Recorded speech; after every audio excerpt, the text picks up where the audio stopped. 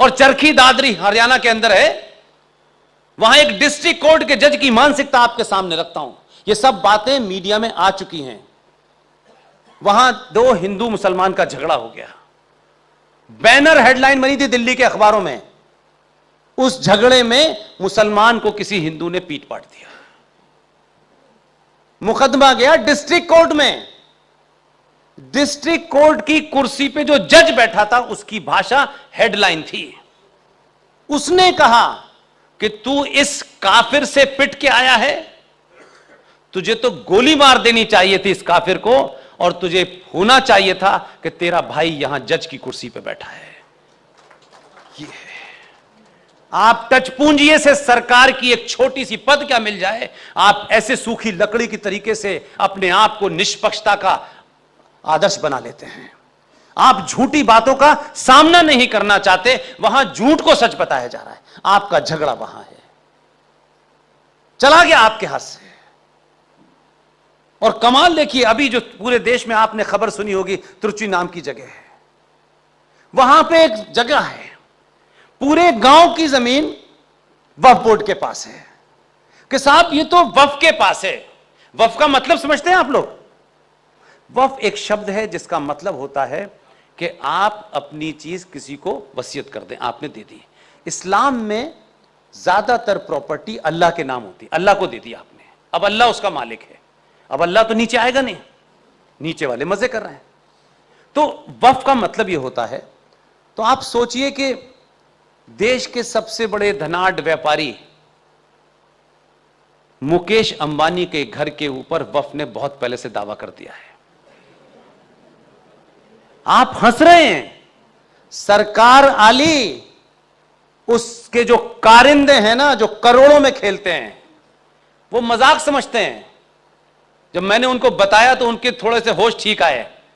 वो क्या करते हैं कि वो वालों को मालूम है कि अंबानी से मकान खाली कराने से कुछ होना तो है नहीं, लेकिन दावा होने की वजह से अंबानी का बिजनेस घराना कभी 1 करोड़ दे देता है, कभी 2 करोड़ दे देता है। वो 4 महीने के बाद चले जाते हैं, फिर आ जाते हैं।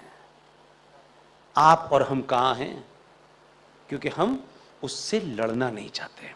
2-4 लोग मारे जाएंगे, 2-4 लोग खपेंगे, ना ना ना, मरना है तो पड़ोसी का लड़का मरे, हमारा लड़का तो सीओ बनेगा। हम क्यों लड़ेंगे? भारत राष्ट्र की भूमि के बारे में आंध्र प्रदेश हाई कोर्ट के एक जज ने, वो हमारी ही तरह ही कोई दीवाना होगा, उस आदमी ने कहा कि वक्फ प्रॉपर्टी के सिलसिले से एक एप्लीकेशन पिटीशन उनके आई। उन्होंने कहा as per the condition passed in the parliament, मैं इस पे सुनवाई नहीं कर सकता, लेकिन मैं इसको समझना चाहता हूं, इसलिए उसने अनऑफिशियली वो पिटीशन एक्सेप्ट कर ली। लेकिन बहुत महान कार्य करके गया हम जैसे लोगों को बताने के लिए। उसने अपने सारे लोगों को लगाया कि ये वक्फ प्रॉपर्टी क्या है, भारत में कितनी है, कहां कहां है, ये सिर्फ उसने डाटा इकट्ठा करवाया। ये आंध्र प्रदेश हाई कोर्ट के जज का कहना है, मेरा नहीं है। उसने कहा भारत की जो टोटल भूमि है उसमें सबसे बड़ी तादाद में, मात्रा में भारत की भूमि रेलवे के पास है, फिर डिफेंस के पास है, और तीसरे नंबर पर मुसलमानों वक्फ के पास है। और आप भारत माता की जय का नारा लगा रहे हैं। कौन सी माता है भारत जिसकी जय कर रहे हैं आप? जिस जमीन पे खड़े हैं वो आपकी नहीं है। इसलिए 47 हो गया, फलाना हो गया, ढिमाका हो गया, औरंगजेब आ गया, इसकी चर्चा करते हैं। मेरे और अपने दौर में जो हो रहा है उसकी चर्चा कीजिए। ये इधर उधर की बातें करके मत बताइए किसी को कि क्या हो गया। आज भी 2011 का सेंसस उठा के देख लीजिएगा। 2011 के सेंसस से भारत के 19 राज्यों में से 9 राज्यों में हिंदू अल्पसंख्यक है। और आप कह रहे नहीं हम अखंड भारत बनाएंगे, जो ये है उसका तो पता नहीं है नहीं झूठ बोलने की बात। हम कि वहां से हम लाएंगे, यहां से हम लाएंगे। अरे ये जो था आपके पास, ये तो आपने 47 में 21 लाख लोगों की लाशों पे लिया और आपने उसको फिर वही बना दिया, क्योंकि आपको भाईचारा सूझ रहा है। आप किसकी कीमत पे भाईचारा कर रहे हैं? नुपुर शर्मा की, कमलेश तिवारी की कीमत पे कर रहे हैं। यह मंजूर नहीं है किसी कीमत पर हमको। इसलिए ये चुप रहने का समय नहीं है। मैंने कहा इसमें अपने भी, जिन्हें आप अपना समझते हैं, अगर वो भी आड़े आए तो वो भी गद्दार हैं। इसमें कोई कंफ्यूजन नहीं होना चाहिए। राजनीति अपनी तरफ, संगठन अपनी तरफ। दुनिया में कोई चीज राष्ट्र बड़ी नहीं हो सकती, चाहे कितना भी बड़ा संगठन हो और चाहे कितनी बड़ी सरकार हो। हम सब लोगों ने सरकारों के पीछे भागते भागते यह हाल कर दिया है कि सरकार हर चीज तय करती है और सरकार बौनी चुनते हैं आप, तो सुप्रीम कोर्ट में यह भी तय होता है कि शबरीमला पे जेंडर जस्टिस होगा, महाकाल पे कितना पानी चढ़ेगा, दही हांडी की लंबाई कितनी होगी, जली कट्टू पे रोक लगेगी। उनके पास ये काम है, क्योंकि हमारा शंकराचार्य, शर्म की बात है, मैं ये बात बनारस में कह रहा हूं, शंकराचार्य के झगड़े कोर्ट में जा रहे हैं।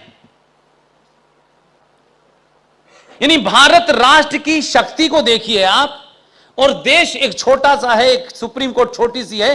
राष्ट्र की मान्यताओं, परंपराओं, उसकी आस्थाओं को चलाने वाले जो सबसे बड़ा इंस्टीट्यूशन है, वो अपने झगड़े दो दो कौड़ी के जजों के पास लेके जा रहे हैं कि बताइए ये वाला असली है, ये वाला असली है। किसी इंस्टीट्यूशन को प्योर छोड़ा हमने? आज मैंने सुना है कि कोई एक शंकराचार्य हमारे बीच में नहीं रहे। कोई कहता है ये शंकराचार्य है, कोई कहता है ये शंकराचार्य है, कोई कहता है ये शंकराचार्य है। अरे भाई, ये जिसका काम है तय करके वो खत्म करे ना इसको। ये भ्रम समाज में फैल रहा है, ये किसकी जिम्मेदारी है? आप मजाक उड़वाते हैं अपना, इसलिए कोई आपको सीरियस नहीं लेता है। आप समझ रहे मेरी बात को? मेरा गुस्सा यह है, राष्ट्र सत्ता के पास जा रहा है कि हमारा फैसला दो, इसलिए कोई हिंदुत्व पे भाषण दे रहा है आपको, कोई कह रहा है ये वे ऑफ लाइफ है, कोई कुछ बता रहा है, कोई कुछ बता रहा है, इसलिए कि आपको आदत पड़ गई है। अपनी लड़ाई खुद नहीं लड़ना चाहते, वो लड़ ले, वो लड़ ले, वो लड़ ले। कोर्ट से निर्णय आ गया है। कोर्ट कौन है भाई? कोर्ट के पास कहां से ज्ञान आया? कोर्ट तय करेगी ये। हिंदू सनातनी परंपराओं में अगर कहीं कोई बदलाव है या कहीं कोई तरमीम होनी है, कहीं कुछ घटाना बढ़ाना है, किसी की परिभाषा को दोबारा से परिभाषित करना है, ये काम सिर्फ शंकराचार्य का है, किसी कोर्ट का नहीं है। हम मूक दर्शक बने बैठे हुए, हम कब बोलेंगे भाई?